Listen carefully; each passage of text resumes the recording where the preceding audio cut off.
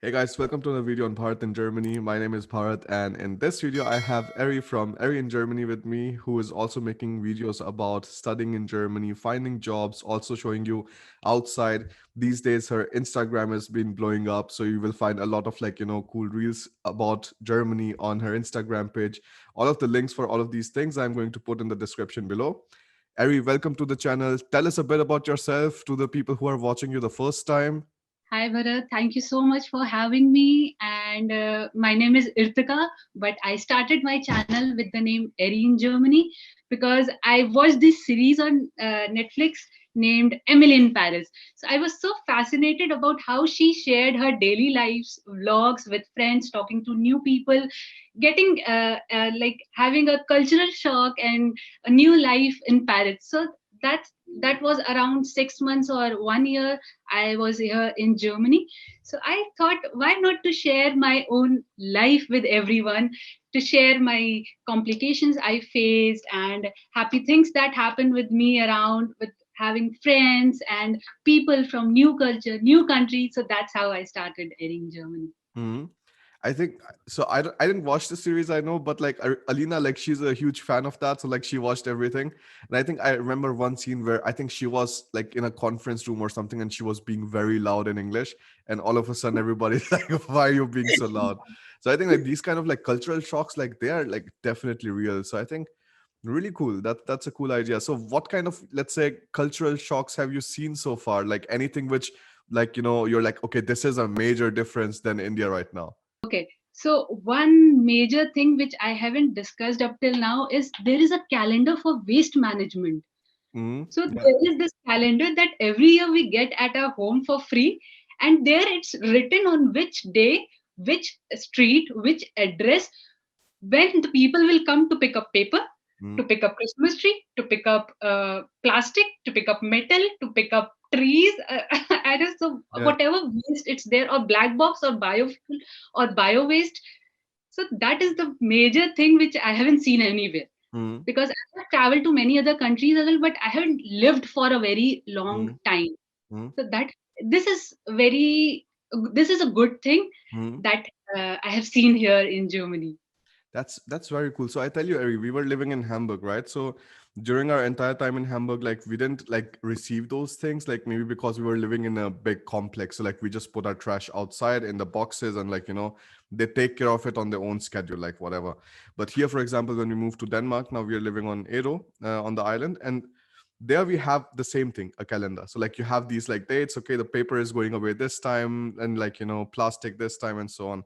This is definitely very interesting. I also think this entire idea of like just working with calendars, this is like so much different and so much to the point than what we are used to in India. Like for example, I was never used to working with calendars, but now we need to put the appointments inside for every single thing. I think that's also like super interesting. Now I have this calendar in my mobile phone that reminds me every 15 days that I have to dispose of plastic, I have to dispose of paper because of this calendar. Hmm. So, Ari, how did you like end up moving to where you are right now? Like, what is the story behind? Okay. So honestly speaking, I was not focusing on Germany. I was trying at many countries. I was trying different job portals of different countries. So I can say this was a lucky moment for me because I had applied to more than 1,000 jobs on LinkedIn, on Indeed, on Stepstones, That's heavy on number. on some job portals from Singapore, Malaysia, because I already traveled Singapore, Malaysia. So I was very fascinated about the lifestyle people who are staying abroad. Hmm. So I was just trying since I had around 4.5 years of work experience. So I was continuously looking for something. So I came around this opportunity on LinkedIn where I saw they didn't mention that they are looking for people who can speak Hindi. But when I was going through the multiple rounds, and in the third round, I think the director of the company she mentioned, and coincidentally, I was wearing Indian wear that day. So it was a video call, and she just pointed out that we are looking for an Indian person who can travel from Germany to India because of some project. They were looking to expand their convention center, but they needed someone who can work on the market research work on the business development, meet people, clients, give a nice presentation. So it was a 4 to 5 rounds of interview, and somehow I was selected. And although the salary was not very much, because I my visa is not under EU blue card, so I wanted to have this thrill, and I came here to Germany. Then, because of the corona, that convention center was transformed into a hospital. So all the plans which were there, they were on hold, and I got a new opportunity, so I decided to change my job. So Ari, how were the interview? Like, like what was your experience with that? Because many people sit down, they open their theory books and they start learning the definitions there. But I don't think like this is how it works in Germany. So like, can you tell me about your experience of the interviews? So as far as I remember, the first round was CV shortlisting. So even the LinkedIn job which I applied, it had an option of easy apply. And as you know, how many people apply, how many people use that button easy apply even without reading the job description. What I did differently, I made a personal cover letter and I emailed that company that I have this certain years of experience. I am interested for this job opening. I have an extrovert personality. So I gave a brief introduction about myself, what job I do, how my profile is suitable for the job opening. Even if this process was not mentioned in the job description, I did it personally. So that is something I don't know how I came across, because I generally I see many videos about career growth tips and everything like that. So in Germany, I heard that people are more into, they give importance to education, knowledge, and they don't judge people on the category of university they come from or the country they come from. They only see if you are capable of doing that specific XYZ job or not. So Mhm. that's how I applied. Then my CV was shortlisted. Then later I got a call that we'll be having a meeting. So it was a phone call. That was also okay. I think this person was from HR. So in the third round, which was a phone call, video call round, so she asked me about questions like what I have done in my education. So right from the schooling, the internships, then the bachelor's program, education program, how I faced issue in my previous organization, how I tackled those issues. I was handling a team of 10. So I had to convince her how it is difficult here in India to manage a team of 10 people, because everyone, we have to think as per the company's benefit as well as person's benefit. So if there are 3 people going on leave, so that was the point which I discussed with her, that I have to think how to convince them that to shift the dates of their leaves. So she was like, in Germany it is very it's not like you have to be strict in giving leaves and things like that. So I had to convince her that that is the difference between India and Germany work culture, where here in India it is a bit difficult. People are a bit reluctant, and even it depends from company to company that managers are very open or not. So I find it a bit of struggle there. So as Bharat, you asked about what questions they asked, was it from books or not? So you'll be amazed to note that they didn't ask anything, any definition from the course book. They didn't ask any market research topic. They didn't ask what type of market research is there, which was one of the major questions which I answered in interviews in India. But in Germany, up till now, nobody has asked me what type of market research is there, what type of cold calling method is there. So that is an interesting part. Mm-hmm.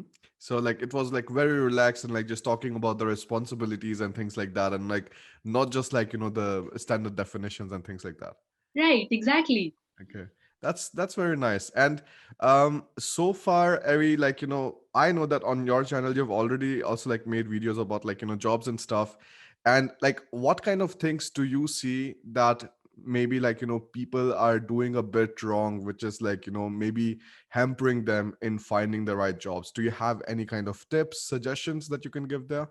Think I can, because sometimes I have seen people using only one CV for all the job opportunities. You should change your CVs as per the number of jobs you are applying.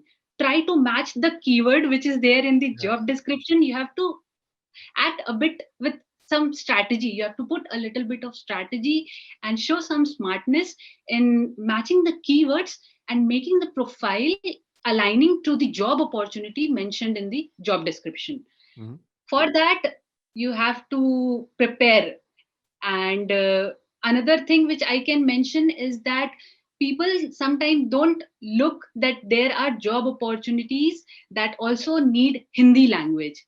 So there are job opportunities that needs native Hindi speakers with English, with fluent English. So in these jobs, German is not required. So that was the case where I got my first job in Germany. And recently, I also saw a job, I think by Flixbus, where they were looking for people who have English and Hindi as their proficiency of language. That's very nice. And like, yeah, I think like coming across these is like definitely more difficult because you generally don't have a filter on the German job portals, like where you can also select Hindi. You have German and you have English, for example, Stepstone and stuff.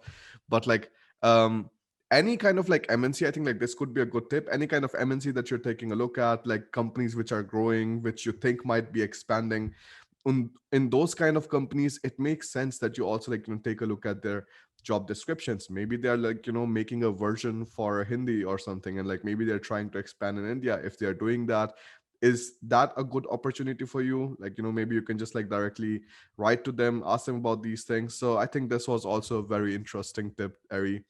Now about, let's say, the one thing that I can mention here is that what you did with like not using the easy apply button, because I also was looking for a web developer, and people just like they click, they're like not from development or something, but they just click easy apply, and you generally don't check it afterwards. So for example, I received, I don't know, 57 or something like requests for that.